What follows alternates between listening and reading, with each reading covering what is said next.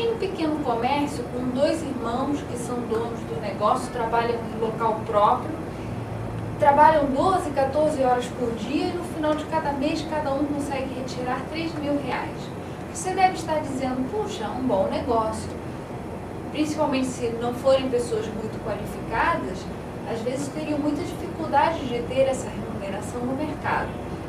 Não é verdade, é um péssimo negócio. Por quê?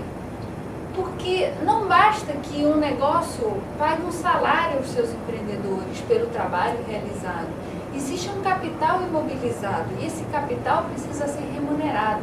Às vezes o capital investido num negócio, se aplicado no mercado financeiro, numa aplicação de risco semelhante, daria uma remuneração financeira muito maior para os seus empreendedores. Por isso é importante que o negócio crie valor e não ao contrário, que ele queime valor. Mas como eu posso saber se o meu negócio é rentável financeiramente? Em primeiro lugar, eu vou fazer os pressupostos daquela projeção. Afinal, qualquer projeção financeira é um exercício de probabilidade e precisa estar baseada em algumas premissas. Como será a economia do país nos próximos anos?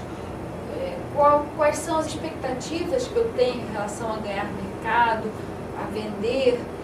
Como será o futuro do meu negócio? Eu posso ter um cenário mais provável, posso ter um cenário otimista e um cenário pessimista.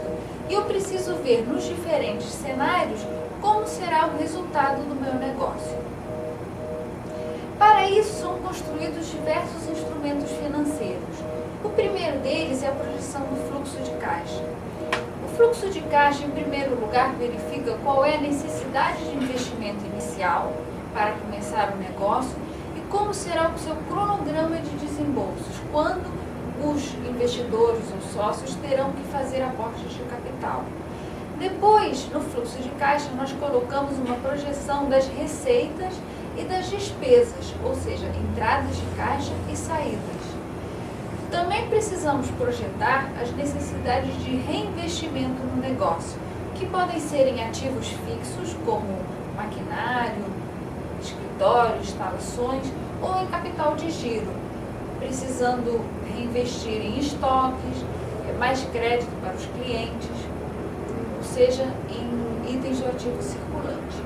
O fluxo de caixa dá uma ideia de quais serão os recursos que sobrarão para os investidores ou sócios. É por isso que ele tem que trabalhar com os recursos que efetivamente entram na empresa e os recursos que efetivamente saem. Por isso, ele se baseia no regime contábil de caixa, que é o regime que utiliza as entradas e saídas efetivas de caixa. Ao contrário, nós temos o regime de competência da contabilidade, que é usado para elaborar o balanço patrimonial e a demonstração do resultado de exercício. No regime de competência, os fatos são contabilizados na medida em que eles acontecem. Por exemplo, se a empresa emite uma nota fiscal para um cliente que só vai pagar aquele valor daqui a 6 meses, a emissão da nota fiscal é contabilizada como uma receita. No regime de caixa, aquela receita só seria contabilizada no momento em que o cliente faz o pagamento e a receita entra na empresa. É importante destacar que o recolhimento de tributos no Brasil se faz pelo regime de competência. Isso quer dizer que se você, empreendedor, na sua empresa, emite uma nota fiscal, essa emissão de nota fiscal já te gera obrigações tributárias. Você terá que recolher imposto de renda, contribuição social sobre o lucro, ISS e outros impostos que incidem sobre o seu faturamento. Mesmo que o seu cliente só venha pagar aquela nota fiscal de maneira parcelada em 3, 4 meses, o governo não está preocupado com isso. No momento em que se emitir uma nota fiscal, você já é devedor de tributos. Além da projeção de fluxo de caixa, nós colocamos outros demonstrativos financeiros projetados no nosso planejamento financeiro do plano de negócios. O balanço patrimonial projetado, que mostrará a nossa situação patrimonial.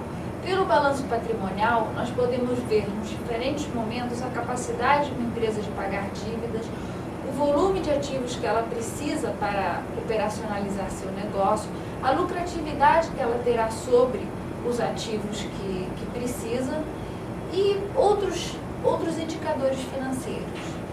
Além do balanço patrimonial, nós também incluímos a demonstração do resultado de exercício projetado. A demonstração do fluxo de caixa nos permite verificar alguns indicadores financeiros muito importantes para o nosso negócio. Em primeiro lugar, o que nós chamamos de burning rate, ou custos afundados. Os custos afundados são os custos fixos no negócio e são eles que trazem o maior nível de risco para o negócio. Os custos fixos representam as despesas que uma empresa terá, tendo negócios ou não. Nós somos obrigados a pagar aluguel, salário de alguns funcionários, taxas como condomínio, energia, obrigatoriamente, mesmo que naquele mês nós não tenhamos tido nenhum negócio. É por isso que os custos fixos envolvem muito risco para o empreendedor e ele deve tentar minimizá-los ao máximo no início do seu empreendimento. Além dos custos afundados, na análise financeira nós podemos verificar qual é o ponto de equilíbrio econômico-financeiro, ou break-even point em inglês.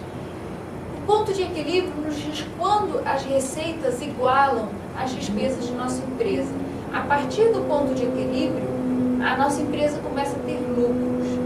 O volume de vendas que precisamos para atingir o ponto de equilíbrio econômico-financeiro é muito importante para o empreendedor.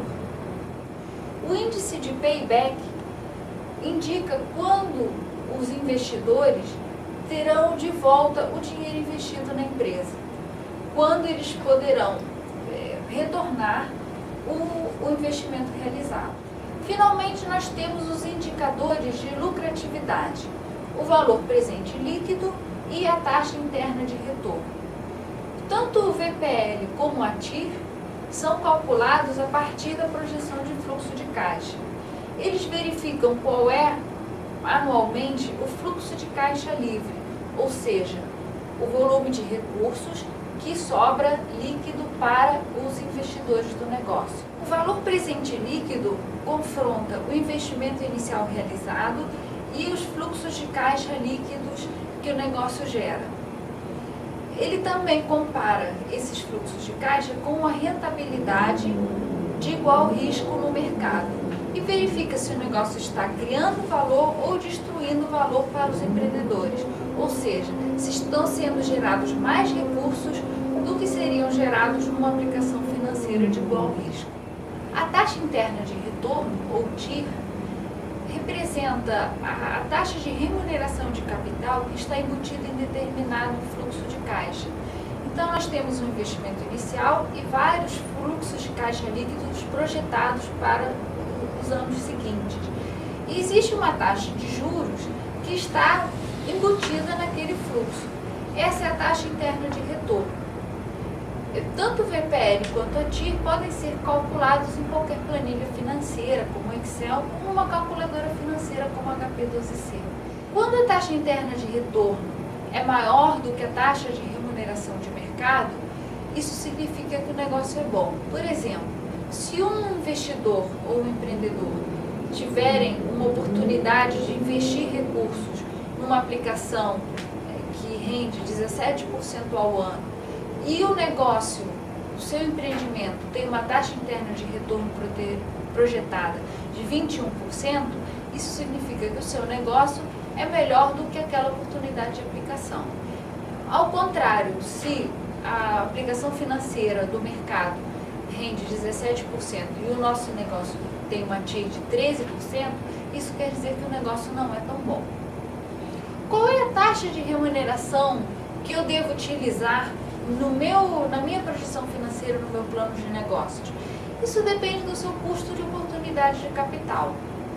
Os analistas financeiros, analistas de planos de negócios profissionais, normalmente usam uma taxa de custo de capital que os premie pelo risco do negócio.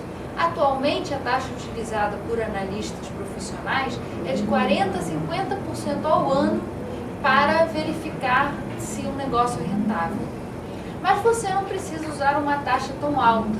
Afinal, é provável que você não tenha aplicações financeiras disponíveis que lhe deem essa remuneração. Então, basta que você verifique qual seria a remuneração que você, empreendedor, poderia obter no mercado. E, é claro, você tem que acrescentar a isso um prêmio pelo risco, porque, afinal, abrir um novo negócio é um negócio arriscado. Os alunos, às vezes, me perguntam: professora, o meu fluxo de caixa deu negativo, meu negócio está dando prejuízo, eu vou ser reprovado? É claro que não. Um plano de negócios pode chegar ao final e verificar que um negócio não é rentável. Mas isso não é problema. O problema é quando nós erramos na vida real, porque nós já aplicamos recursos, nós já gastamos o dinheiro que tínhamos para investir e não temos mais fôlego para reestruturar nosso negócio. Errar no papel é muito bom, porque você pode pegar o seu plano de negócios e reestruturá-lo. Pode mudar a sua estratégia financeira, pode mudar a sua estratégia de mercado, pode reformular o seu sistema de produção. E fazendo vários ensaios, podemos chegar a uma fórmula onde o plano de negócios se torne um bom negócio.